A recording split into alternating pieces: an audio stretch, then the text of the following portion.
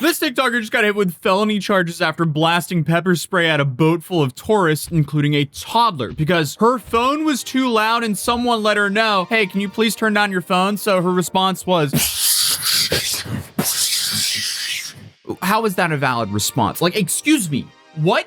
Imagine you're on the calm Riverwalk boat tour in San Antonio, enjoying the lights of the water and thinking, hey, it's just a perfect night outside. Then a teenager with her phone on speaker is blasting through TikToks, and suddenly you're like, okay, can we either put in some headphones or maybe turn down that volume, or maybe you paid to be on this boat ride. Why are you on TikTok? Why don't you just enjoy the scenery? And then in response, that's crazy. Wait, I gotta see this video. Sorry, I gotta watch this live. A 17-year-old accused of pepper spraying tourists on the Riverwalk is in jail. Investigators say the attack happened on November 15th and left a woman, toddler, and multiple passengers hurt. Now, Cassidy Trevino faces 3 charges. Trevino's bond is set at just over $100,000, and the 17-year-old was reportedly already on probation when it all happened. You're 17 and you're already on probation, and then you go out and act like this? And like the fact, this isn't like self-defense. This isn't anything. She pepper sprayed elderly and a baby. Hello? How would you ever think that is a good idea? And again, this is all because she didn't like being heard that she had to turn down the volume of her phone or leave the ride if she refused to do so. The whole thing happened on November 15th around 8:30 p.m.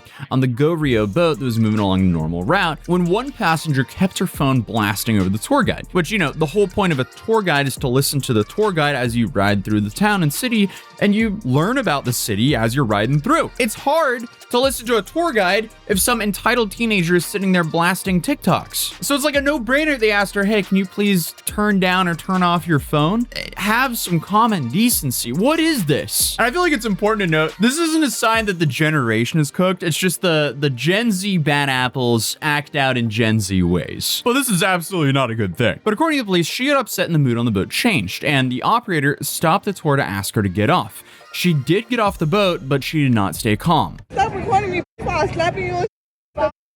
I will slap you. You don't know Appalachian. What happened? This is like coming across as a Whoa Vicky, but without the character. Tell me what's gonna happen. You're gonna get arrested, that's what. She's threatening to end someone's life over having to turn off her phone and get off a boat. What Tosh looks like. There you go. What's your name? What? What's your name? Don't worry about that. That's what I thought. Fascinating behavior. I wish she had someone in her life to teach her that she's not the main character, because this is just embarrassing. But according to witnesses and the affidavit, after she got removed from the boat and the video was taken, it got way worse. She walked under a bridge, climbed onto it, and then pepper sprays down onto all of the passengers from the bridge. This almost sounds like a cursed version of like that Disney ride where you can shoot that water cannon at other park goers on the ride, but she, instead of a water cannon, did it with pepper spray. And the people on the boat ranged from babies to elderly, and she just sprayed them down while on probation. How did you not think this was going to be a felony? Ma'am, what the f? So in total, 8 people were hit, including a 3-year-old child and an elderly woman. Victims said that their eyes and skin burned and they had trouble breathing, and the pain lasted a long time. Pepper spray may look small, but it is definitely powerful, and is made from the same chemical that makes hot peppers burn your mouth, but way worse. And in some cases, people struggle to breathe because their lungs react to the chemical, which makes it a lot more dangerous for children or older people. But I'm guessing in the same way she didn't care about ruining people's tour, she probably didn't care about these people at all, hence why she just sprayed down the entire boat with pepper spray. What a hateful and spiteful yet extremely childish thing to do. This is like her 2 last brain cells rubbed together and came up with the idea of, oh, I'm mad. Well, I have pepper spray on me. Let me spray down the boat. Well, congratulations, you just racked up some felonies and got your TikTok account banned, but we'll get to that later. But obviously, adults alone it can take minutes for them to be able to open their eyes again. Kids can react way worse, and people with asthma and breathing problems can end up in real medical danger. And that's important to note because prosecutors will keep that in mind, that she had no way of knowing how much damage she could have caused these people when she attacked them. But this video that was posted on TikTok reached millions of people. And after the actual attack, one person even told the kid's mother, "You need to call the police. That's assault on your baby." And she was definitely right here. And shortly after, she was arrested, because the arrest happened because TikTok basically solved the case in real time. Clips started going all around the victims, including a small kid who was hurt. And people also shared pictures of Cassidy with calls for people to find her. And as if things couldn't have gotten worse for her, her probation officer saw the video, recognized her, and alerted investigators. So then, of course, to make things even worse, a San Antonio Police Department street crimes officer also knew who she was right away. Crime Stoppers then received multiple tips from people online who identified her. And I guess this is the part where going viral stops being fun, because you can't hide from an app that sends your face to millions of people. So about 11 days later, police arrested her and booked her into Bexar County Jail on a bond of $110,000. The charges against Cassidy are not small, and the law in Texas treats them with real weight, because third-degree felonies can lead to 2 all the way up to 10 years in prison.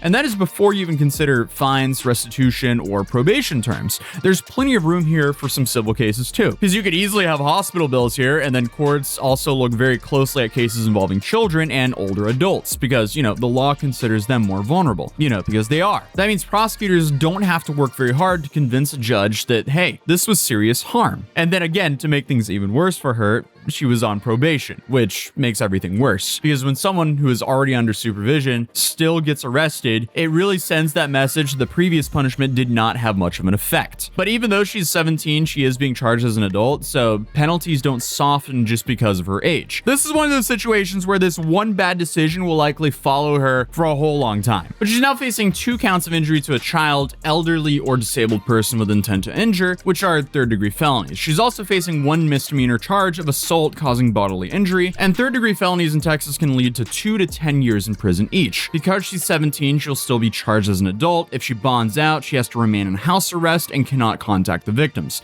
In other words, she was on her second chance and decided to pepper spray an entire boat because she couldn't turn down her phone volume. Clearly, she's lagging. Come on, all someone did was ask her, "Hey, can you please turn down your phone?" That's it. There was no threat or danger to her. She just got offended for no reason. It was a simple ask to have some respect for others. But somehow that turned into some like high ground bridge pepper spray attack on the boat that she got kicked off of because she couldn't turn down her phone volume. Come on. This is probably one of the more frustratingly stupid stories I've covered in a long time. Like, come on. Imagine being a San Antonio boat operator talking about the history of the town. You ask a woman to leave, she reluctantly leaves, not without putting a massive scene, clearly, we saw that, and then suddenly she comes from behind and ambushes the boat with pepper spray? Like, what's going on? But the funny part about this, though, is how fast TikTok solved it. And what's even more ironic is she actually got banned from TikTok for this. Obviously, she didn't post too much, but she was definitely pulling like 30,000 views on some videos. Then on top of that, her probation officer found out about this because of TikTok.